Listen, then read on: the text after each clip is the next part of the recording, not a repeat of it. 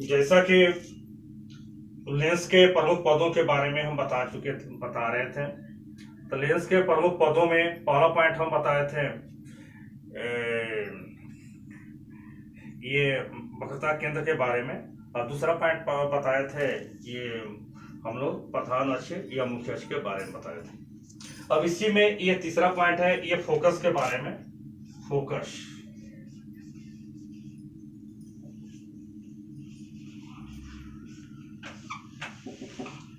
देखिए, फोकस के बारे में बता देते हैं कि जब प्रकाश की किरण लेंस से अपवर्तन के बाद मुख्य अक्ष के जिस बिंदु से होकर गुजरती हैं उस बिंदु को हम लोग क्या कहते हैं, ये फोकस कहते हैं। जैसे मान लेते हैं कि ये उत्तल लेंस है, तो उत्तल लेंस से क्या होती है कि बहुत सी किरणें जो होती हैं जब गुजरती हैं तो सभी किरणें जो होती हैं ये कहाँ पर आती है, ये फोकस एफ पर ही आती है। यहाँ पर देख रहे हैं कि उत्तल लेंस में ये समानांतर किरणें चल रही हैं, तो लेंस से अपवर्तन के बाद ये कहाँ आ रही है, ये फोकस एफ पर ही से ही होकर गुजरती है। तो वही कहता है कि जब प्रकाश की किरण लेंस से अपवर्तन के बाद तो ये मुख्य अक्ष के जिस बिंदु से होकर गुजरती हैं उस बिंदु को हम लोग क्या कहते हैं, ये फोकस कहा जाता है। ठीक ना। इसी तरह से इसमें हम लोग का ये चौथा पॉइंट है ये प्रकाशीय केंद्र, ऑप्टिकल सेंटर।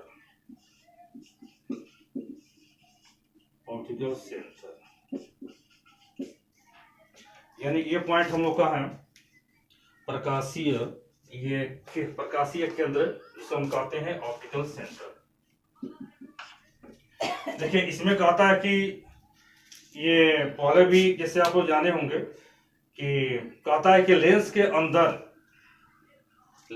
अंदर मुख्य अक्ष के जिस बिंदु से प्रकाश की किरण एक माध्यम से अपवर्तन के बाद दूसरे माध्यम में या एक पृष्ठ से अपवर्तन के बाद दूसरे पृष्ठ पर जब निर्गत हो जाती है तो उसको हम लोग क्या कहते हैं, ये प्रकाशीय केंद्र कहते हैं। यानी इसका मतलब ये होता है कि जैसे देखिए यहां से प्रकाश की किरण चलती है, कोई किरण है, किरण से गुजर जाती है, तो वही कहता है कि लेंस के अंदर ही ये प्रकाशीय केंद्र होता है, बाहर नहीं। कहता है कि लेंस के अंदर जब प्रकाश की किरण लेंस के प्रथम पृष्ठ से अपवर्तन के बाद दूसरे पृष्ठ से जब निर्गत हो जाती है, निर्गत माने बाहर निकल जाती है, तो मुख्य अक्ष के जिस बिंदु पर ये मतलब कि होकर गुजरती हैं उस बिंदु को ही हम लोग क्या कहते हैं, प्रकाशीय केंद्र कहते हैं। प्रकाशीय केंद्र को हम लोग ओ द्वारा हम लोग सूचित करते हैं। इसके बाद इसी में चौथा पॉइंट है ना, ये फोकस दूरी के बारे में।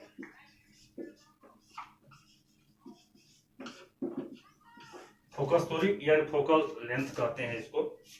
फोकस दूरी का मतलब ये होता है कि जैसे प्रकाशीय केंद्र और ये मुख्य फोकस दोनों के बीच की दूरी को, जैसे मान कि लेंस के प्रकाशीय केंद्र और ये फोकस दोनों के बीच की दूरी को हम लोग क्या कहते हैं, फोकस दूरी कहते हैं। और फोकस दूरी को दूसरे भाषा में हम लोग फोकसांतर भी कहते हैं, ठीक ना।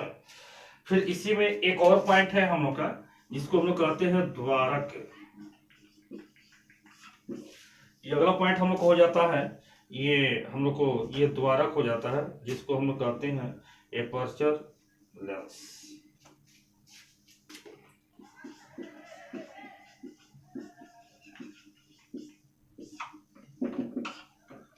यानी इसका मतलब है कि लेंस के वृत्तीय सतह को, जैसे माने कि ये लेंस होता है, इसका वृत्तीय भाग का जो सतह होता है तो इसी को हम लोग क्या कहते हैं, द्वारक कहते हैं। इसी पथ से जब गुजरती है तो ये जो रेखा आ रही है तो इसको हम लोग द्वारक के नाम से हम लोग जानते हैं। उसी तरह से ये अवतल लेंस है, इसका भी जो वृत्तीय पथ होता है, वृत्तीय सतह होता है ना, इसको भी हम लोग क्या कहते हैं, द्वारक। यह जो रेखा आ रही है यहां से यहां तक रेखा, ये भी रेखा, इसी को हम लोग क्या कहते हैं, लेंस का द्वारक कहते हैं। ठीक है। इस तरह से हम लोग देते हैं कि लेंस से संबंधित ये प्रमुख 5 हम लोग को पद हो जाते हैं। पहला हम लोग बताए थे कि वक्रता केंद्र बता दिए। दूसरा बताए थे ये मुख्य या प्रधान अक्ष हो गया। तीसरा है फोकस। चौथा है प्रकाशीय केंद्र। पांचवा है फोकस दूरी। छठवां फिर इसके बाद ये छठवां पॉइंट है, ये दोबारा खो जाता है। एक हम लोग को हो जाती है ये वक्रता त्रिज्या होती है। तो वक्रता त्रिज्या जो होती है तो वही हो जाएगा ये प्रकाशीय केंद्र, और इसमें वक्रता त्रिज्या नहीं होता है, वो केवल हम लोग को ये दर्पण में ही होता है।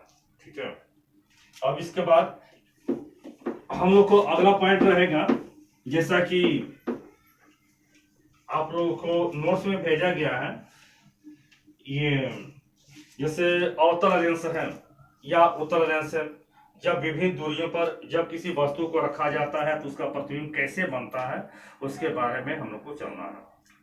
इसमें सबसे पहले हम लोग को ये पहला पद आता है, जैसे अवतल लेंस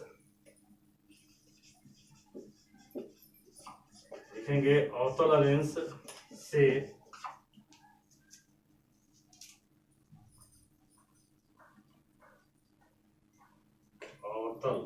अवतल लेंस से प्रतिबिंब का बनना। अवतल लेंस से वस्तु का प्रतिबिंब का बनना।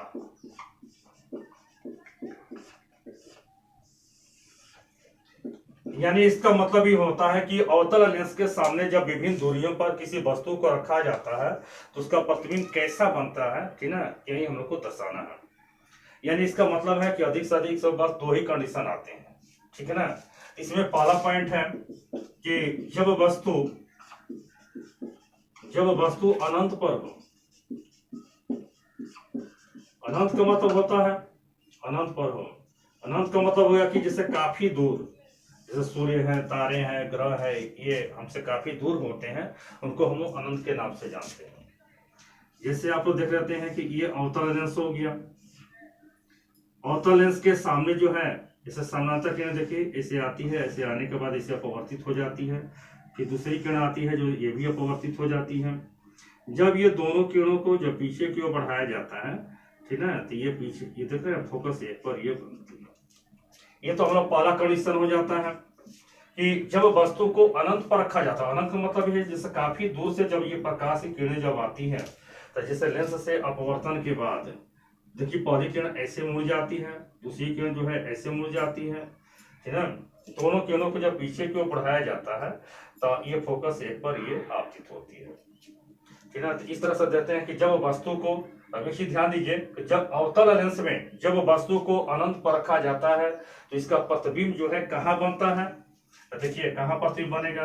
प्रतिबिंब जो है यहाँ पर प्रतिबिंब कहाँ बनता है, तो ये फोकस पर बनेगा, ठीक है। फोकस पर बनना है। देख रहे हैं कि जब अनंत है तो अनंत पर वस्तु जो है काफी बड़ी होती है, लेकिन अब यहाँ पर ये फोकस है तो फोकस पर बहुत छोटा बनता है। तो फोकस पर मतलब कि देखिए एक दूसरी बात ये भी है, फोकस पर बना, इसके साथ साथ देखिए डॉट लाइन देख रहे हैं, तो डॉट लाइन का मतलब ये काल्पनिक प्रतिबिंब बन जाता है। काल्पनिक के साथ ये हम लोग को हमेशा सीधा होता है, ठीक ना, और इसके बाद वस्तु से काफी छोटा बनता है, मतलब कि छोटा, काफी छोटा जो है ये प्रतिबिंब बनता है। यानी इसका मतलब ही होता है कि जब वस्तु को हम लोग अनंत पर रखते हैं तो इसका प्रतिबिंब जो है कहाँ बनता है, लेंस के सामने। आप लोग देख रहे हैं लेंस के सामने जो है फोकस एक पर बनता है। यह प्रतिबिंब कैसा बनता है, तो ये काल्पनिक बनता है, काल्पनिक साथ हमेशा सीधा होता है और पॉइंट के रूप में बनना है, बिंदु के रूप में। इसका मतलब है कि बहुत छोटा बनता है, ठीक है। इसी तरह से ये हम लोग को इसमें एक और पॉइंट है कि जब वस्तु को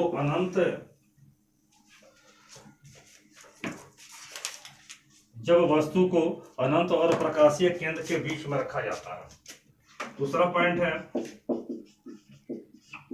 जब वस्तु अनंत और